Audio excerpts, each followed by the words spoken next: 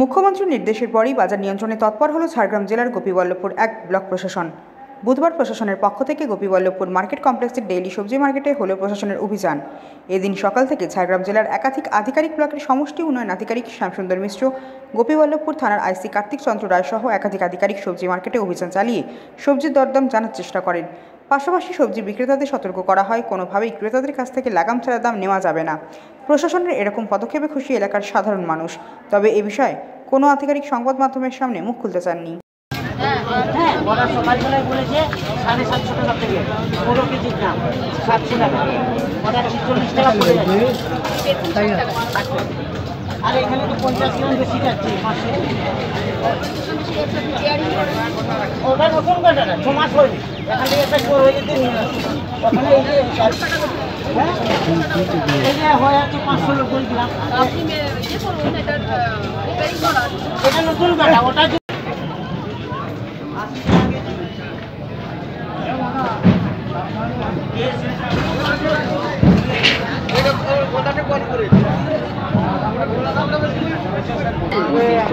পঁচিশ টাকায় কিনেছেন, 30 টাকা বেচছেন।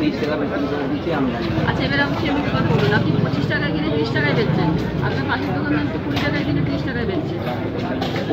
তাহলে কোয়ালিটির পার্থক্য আছে। আপনি যাতে এটা বেরিয়ে যায় তারপরে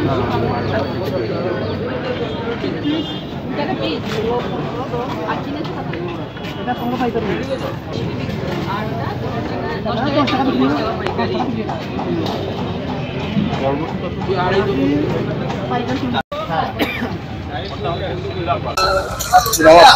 আমার নাম জয়।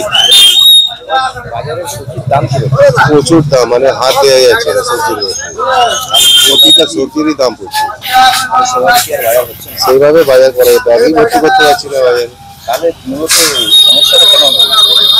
এটা মনে হচ্ছে কোনো চাষের ব্যাপার নিয়ে বুঝতে ইয়ে হচ্ছে, জল বৃষ্টি হয়নি, সেই জন্য হলে চাষের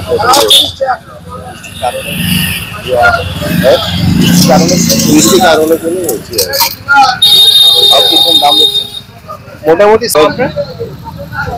নিরঞ্জন মান্না। সবজির দাম কি? সবজির দাম তো আগুন, 80 100 নিচে কোনো সবজি নেই। 80 টাকা 100 টাকা, আর 500 টাকা আনলেও বাজার ভর্তি হচ্ছে না। গরিব তো আরো, হ্যাঁ, গরিবের অবস্থা, নিম্ন মধ্যবিত্ত লোকেদের অবস্থা আরো।